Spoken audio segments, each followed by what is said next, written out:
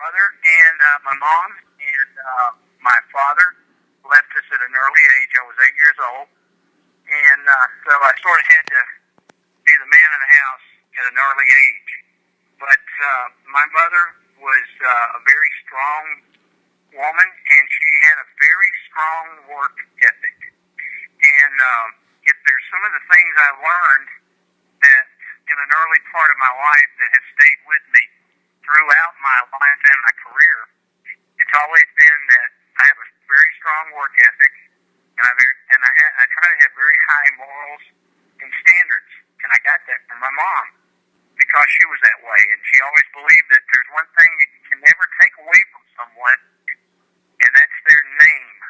Your name is very important. I actually was in radio news for a couple weeks. They put me in there as the guy was gone, one of the newscaster guys, and so they put me in there, and my assignment that week was to do a story on the emergency medical services, on the paramedics and the rescue guys. And so I did a ride along with them, and I rode with them for like 2 or 3 days, and I actually lived with them there at the bases where they work out of.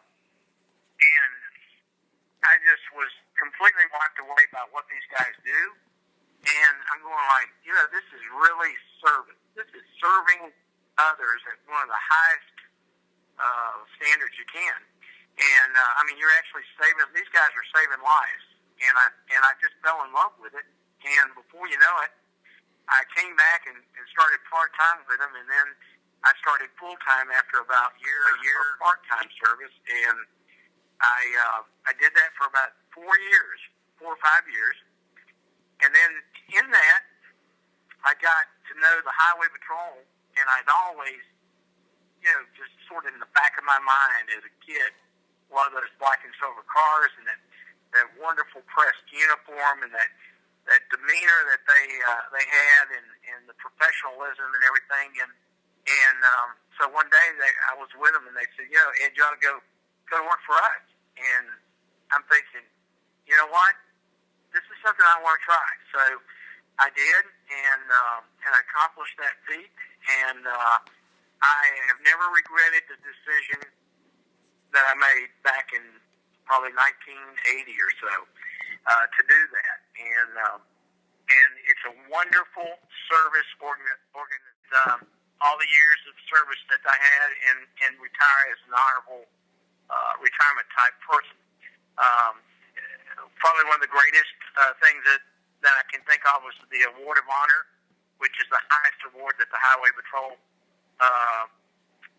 gives to a member for heroism and acts beyond the role of your job. That was one of my greatest honors. But I think one of the other greatest honors was to have worked with guys that were truly dedicated to to serving people in the state, throughout this nation, and the fact that I think being a servant is probably one of the most godliest things that a man can be picked to do. Lee Pallets was with us, and Terry and I saw it, and so we actually landed in the water and dived out of the helicopter and went in to actual very rapid swift water type water currents, and for around 45 minutes used a rope as other people sort of held that rope on the interstate, because it's really funny. The interstate was covered with water, but off to the sides in the ditches, the water was as deep as probably 8 to 12 feet deep.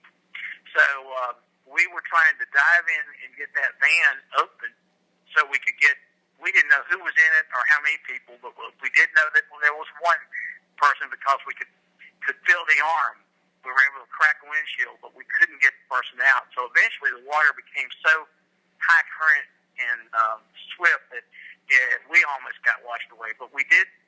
We were able to save a responder, a guy that first tried to help, and he became then almost a victim. He almost got washed away. He was hanging onto a tree, and we got him to the bank. And so but we weren't able to save the other man, and it was just a man. We later came back the next day, and a professional crew actually brought the van and everything up. We had it towed up or winched up from under the water, and it was a gentleman that had left Wilmington trying to get to his other home somewhere in the western part.